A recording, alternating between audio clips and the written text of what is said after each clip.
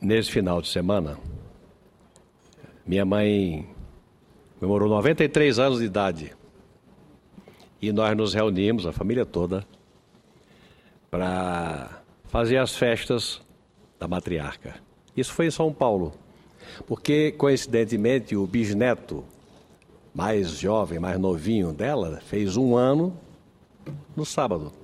E aí fomos para São Paulo, foi a família toda. Foram meu irmão, a minha irmã, os filhos, netos, bisnetos. E eu fui a São Paulo, eu tinha um encontro com o governador Geraldo Alckmin, tinha um outro encontro social com a bancada federal do meu partido e fui para São Paulo. Então tive a oportunidade de um fim de semana diferente, porque a gente circula muito e vai a muitos lugares, vai ao aeroporto, vai a restaurante, vai à rua. E é sobre isso que eu quero falar, fazer alguns comentários. No café da manhã do hotel em que eu fiquei, no sábado, eu fui abordado por gente do Mato Grosso do Sul, do senador Figueiró, gente da terra do senador Aloysio Nunes, de São José do Rio Preto, por gente do Paraná, gente do Piauí, gente do Brasil inteiro. E, curiosamente, senador Aloysio, uma lição me deram. A gente pensa que tudo aquilo que acontece com o Brasil é responsabilidade do governo e que isso é a percepção do povo, não é não. O povo estava me cobrando a mim, como homem de oposição, tomada de posição com relação ao governo que, na opinião deles, é o governo da enganação. Eles não medem as palavras. Eles dizem claramente, nós fomos enganados, eu não votei nela, mas nós estamos hoje governados por um governo da enganação. E os senhores vão fazer o quê? Colocam nos ombros da oposição a responsabilidade da vigilância e chegam às raias de cobrar de nós a derrubada do governo. Chegam a esse tipo de raciocínio. É responsabilidade da oposição. E é mesmo, ele tem razão. Eles têm razão. Democracia é feita de governo que governa e de oposição que fiscaliza. E se o governo vai mal e muito mal, é responsabilidade da oposição levar o bonde para o trilho. Curioso, ouvi as observações que eu ouvi e a responsabilização que eu acolhi. E a colocação que foi feita do governo da enganação. E aí a gente começa a refletir, senador Aloysio, eu fui governador 2 vezes. A primeira vez eu tinha 37 anos, em 1982, e a segunda vez em 1990. No segundo governo, eu assumi um estado destroçado. Eu não fiz campanha, eu sabia o que é que eu ia assumir. Eu tinha consciência. Tanto que eu dizia, e isso ficou muito lembrado na campanha, que ia assumir e ia ter que consertar um vaso quebrado. A arrecadação do Estado não pagava a folha de pessoal. Toda a arrecadação não pagava uma folha, e o Estado devia 2,5 folhas. Era ingovernável.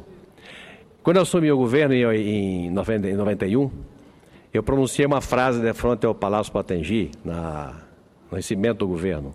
Eu disse, pelos próximos 4 anos eu não vou pensar hora nenhuma em mim próprio, eu vou pensar no futuro do Estado. Com aquilo ali, eu passei para as pessoas que eu ia ter que consertar o Estado. Mas durante a campanha, eu não prometi aquilo que eu não ia fazer, também não anunciei aquilo que eu iria precisar fazer. Mas eu não fiz o que Dilma, candidata a presidente, fez. Dilma, candidata a presidente da República, o senador Aloysio Nunes, Vossa Excelência foi candidata a vice-presidente da República e talvez não se lembre ou se lembre. Ela disse, em plena campanha, não é necessário fazer choque fiscal no Brasil porque nossa política fiscal é inquestionável. Ela disse isso e repetiu a exaustão. Se lembra que ela demonizava os banqueiros? Que ela espetou Marina e Aécio no canto da parede com relação à relação com os banqueiros.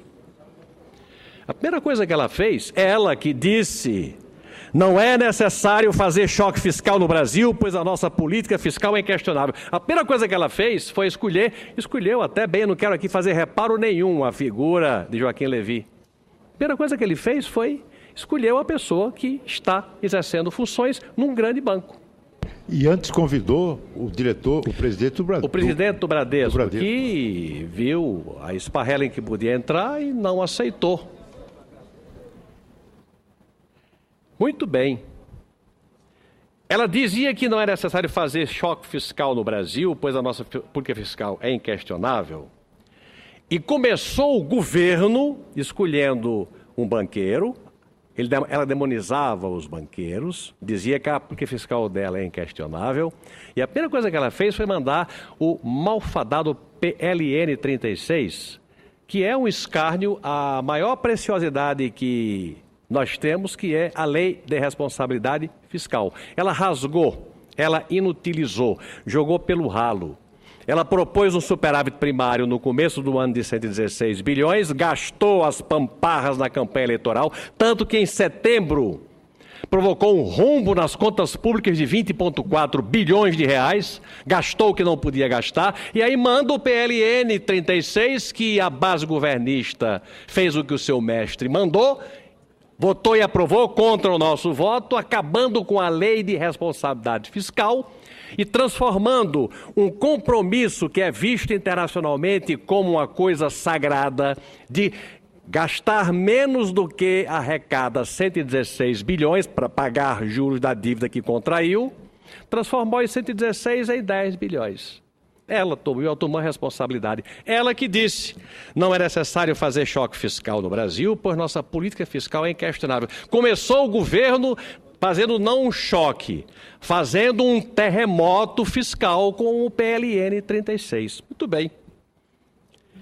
Senadora Ana Amélia, senador Luiz, senador Aureliano, olha as pérolas que estão acontecendo conosco e que causam a indignação das pessoas com quem eu convivi em São Paulo e que seguramente fizeram as mesmas observações que farão cidadãos de Pernambuco, do meu estado, do estado de Minas Gerais de Vossa Excelência, do Rio Grande do Sul da Presidente. Já se fala hoje, na maior sem cerimônia, na volta da CID. Aumento de impostos, aumento de arrecadação. Ao invés de fazer aquilo que é preciso fazer, que é diminuição de gasto público, que é o que precisava fazer, ela que disse, vou repetir, não é necessário fazer choque fiscal no Brasil porque nossa política fiscal é inquestionável. Já está falando em aumentar imposto. CID vai nos encontrar pela frente na hora em que vier a propor a volta da CPMF, que está ousando de novo falar em volta da CPMF. Curioso. Ela que fala em equilíbrio fiscal já começou com o tarifaço. Senador Aureliano, Vossa Excelência se lembra do discurso que ela fez em cadeia de rádio e televisão há 2 anos atrás, baixando em 20% a tarifa de energia elétrica? Só este ano, 2014, já aumentou em 17,6%. Já zerou aquilo que fez em cadeia nacional, já zerou o tarifaço. Para não falar no que já fez logo que passou a campanha eleitoral. Aumentou 3% na gasolina e 5% no óleo diesel da Petrobras. Por enquanto,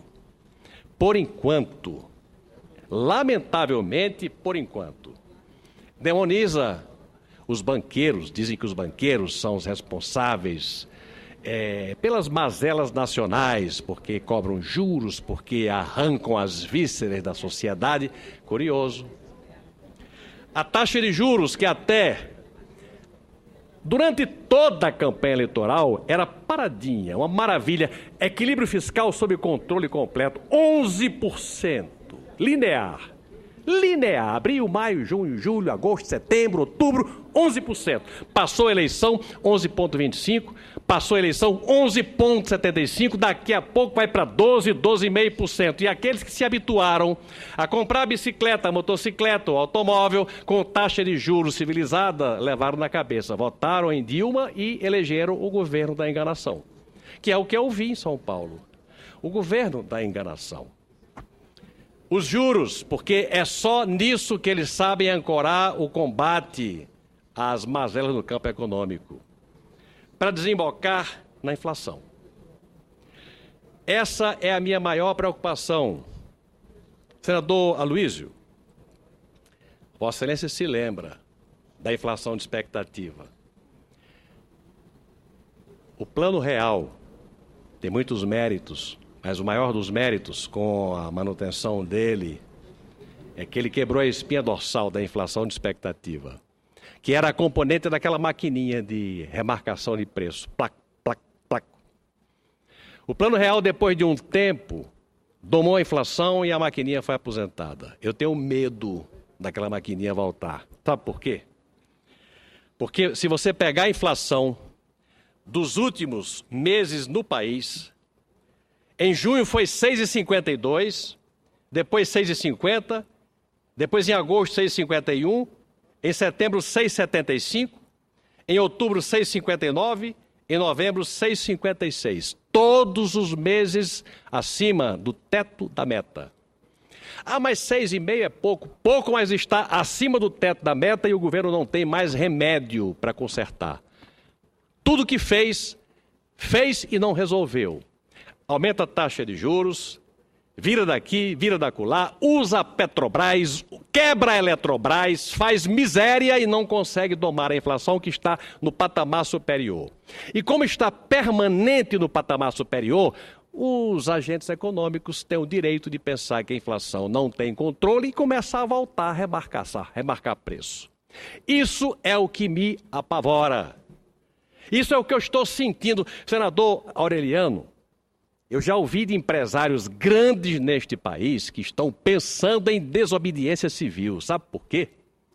Eles me dizem que, primeiro de tudo, não têm confiança no governo, que pagam impostos, os impostos são malversados, e mais, que eles pagam e os que não pagam encontram fontes de reformulação dos débitos e fazem os refis da vida, fazem as composições da vida, e eles que pagaram em dia se sentem logrados, pensando numa coisa que também me apavora, que é a desobediência civil, deixar de pagar as suas obrigações tributárias. Esse é o estado de coisa, senador Aloysio, que nós estamos vivendo. Eu não estou exagerando, eu estou ouvindo isso. Mais do que tudo, a coisa que mais me apavora é a perda de confiança, a perda da credibilidade do governo pela onda de corrupção que invadiu a estrutura radicular do governo. A gente imaginava que o mensalão fosse um episódio isolado. O petrolão é uma coisa muitas vezes maior do que o mensalão, muito mais perversa, muito mais enraizada. E eu estou convencido hoje de que não está na Petrobras só. Está nos órgãos que contratam estradas, que fazem portos, que fazem aeroportos, que contratam qualquer tipo de obra de infraestrutura neste país. Na gestão dos fundos de pensão das empresas estatais. Isso que vem de longe, até porque muitos dos gestores, até de trás, têm raízes do Partido dos Trabalhadores e se adestraram ao longo da vida a fazer marmotas nos fundos de pensão. Talvez tenham feito escola nos fundos de pensão. É uma coisa endêmica. E o pior de tudo, senador Aloysio, eu, na minha boa-fé, imaginava que a presidente Dilma, na hora em que fez aquela carta de próprio punho, dizendo que tinha sido enganada na compra da refinaria Passadina, porque ela, como presidente do Conselho, ela tinha se valido de um relatório falho e do ponto de vista jurídico imperfeito. Hoje eu estou convencido, depois de que evidências surgiram como depoimento da gerente Venina, dado nesse fim de semana, depois do depoimento de uma pessoa em que eu não tinha nenhuma razão para desconfiar, a presidente Graça Foster, do que ela veio e disse na CPMI, que não tinha informação de malversação, nem de coisas mal feitas na Petrobras, do diretor Cossença, que disse a mesma coisa, e do que a Venina falou, que alertou por e-mail, exibiu os e-mails das advertências dos malfeitos, das contratações fraudulentas, dos sobrepreços, tudo aquilo, eu tenho o direito hoje de pensar que aquilo que ocorreu com a Petrobras, com a direção geral da Petrobras, aquilo é um estado de coisas, é uma epidemia que está dentro do governo e que a presidente da República sabia sim. Sabia sim, cesteiro que faz um cesto, faz um cento. Aquilo que ocorre na Petrobras, com figuras como a presidente da Petrobras, como diretores em quem a gente confia, e que de repente aparece uma gerente para desmanchar a credibilidade e quase que impor a demissão em massa da diretoria, transpõe-se para a estrutura do governo como um todo, chegando à presidente da República. É por essa razão que, senador Aloysio, nesta manhã, nesta tarde de segunda-feira, alertado por aquilo que eu ouvi lá do seu estado, é que eu estou absolutamente convencido de que, em sendo nossa responsabilidade, sim, de vigiar um governo que perdeu a credibilidade da sociedade brasileira, que entende que nós estamos sendo governados por um governo da enganação, que na campanha teve um comportamento e que durante o governo está fazendo justamente o que demonizava, negando aquilo que dizia que não ia fazer nunca, atribuindo a nós o que ela está fazendo muito mais agora, é que eu estou convencido de que esse recesso vai ter que ser um recesso mais curto para nós. Vai ter que ser um recesso diferente para nós. Vai ter que ser um recesso onde não é possível não interromper os trabalhos congressuais, porque essa é uma tarefa institucional, é uma condicionante, é uma determinação constitucional. Mas nós temos que ficar atentos. As comissões temporárias do Congresso, Câmara e Senado, têm que ficar ultra antenadas, porque muita coisa está por vir. O país é de todos nós. A sociedade espera muito da oposição. A oposição que está no Congresso denunciando com dignidade, com altivez e que está cumprindo com a sua obrigação. O governo governa e se governa mal, a oposição tem trabalho dobrado.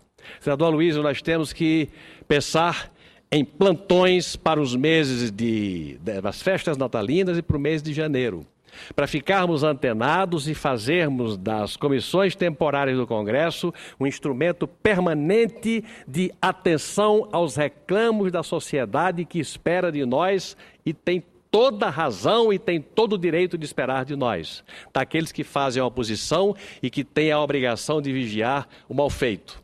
E o mal feito está demais. O mal feito transpôs todas as medidas e cabe a nós segurar e manter as estruturas de fiscalização, de denúncia e de controle permanentes, vivas, estruturadas, em nome daquilo que nos exige a sociedade brasileira. Ouço com prazer o senador Antônio Aureliano. Excelentíssimo senador José Agripino, a lucidez de Vossa Excelência, a nação espera por ela.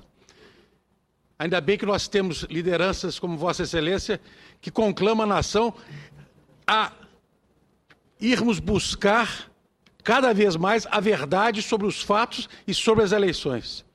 Particularmente, quero dizer a Vossa Excelência que nós realmente, se nós não tomarmos cada vez mais atitudes, o governo é feito pelo governo e pela oposição. A nação toda está, inclusive o próprio governo e lideranças importantes, que eu inclusive reconheço, homens sérios, que também não posso deixar de citar, inclusive, aqui o senador Paulo Paim, que preside essa sessão, um homem honrado, um homem sério, mas que todos nós temos responsabilidade e nesse momento não podemos, de maneira nenhuma, deixarmos a nação órfã de uma oposição firme e eficiente. E Vossa Excelência traduz isso de uma maneira muito clara. Vossa Excelência que tem história política nesse país. Vossa Excelência que é decano desse Senado. Vossa Excelência que sempre honrou as tradições, tanto de Vossa Excelência como a de seu pai, que eu tive a honra de conhecer, o senador e governador Tarcísio Maia, com quem tive a oportunidade de conviver pouco, mas convivi com muita honra, e que Vossa Excelência dar sequência à vida pública dele de maneira transparente e clara, pois esse Congresso nunca viu ninguém dizer nada que desabone a conduta de Vossa Excelência. Por isso que Vossa Excelência tem autoridade moral de ex-governador de Estado, de senador da República, de deputado de grande liderança do nosso querido Nordeste, e fico muito satisfeito de Vossa Excelência ouvir o clamor das ruas e estar nesse parlamento aqui, honrando esse clamor e buscando a verdade. Obrigado, senador Antônio Aureliano. A minha fala é muito produto de uma prestação de contas daquilo que a gente ouve e que tem que responder com compromissos. A sociedade espera que o governo governe e a oposição cumpra a sua obrigação. Qual é a preocupação das pessoas? As denúncias agora são semanais, são diárias e são cada vez mais profundas, cada vez mais graves. A população está com medo de se sentir desassistida. Os meios de comunicação fazem a denúncia, mas é preciso que, do ponto de vista político, lideranças sustentem a averiguação dos fatos e exijam punições e atitudes por parte do governo. E as pessoas estão com medo do buraco negro em que vai se colocar o Congresso Nacional durante o período de recesso. E a minha proposta e a conversa que eu vou ter com os meus pares do PSDB, do PPS, dos partidos de oposição, do PSB, é que nós organizemos forças-tarefa para, no período de recesso, exercermos aquilo que a sociedade está esperando e exigindo da oposição. Vigilância em nome do interesse coletivo e do interesse público do país. Muito obrigado, senhor presidente.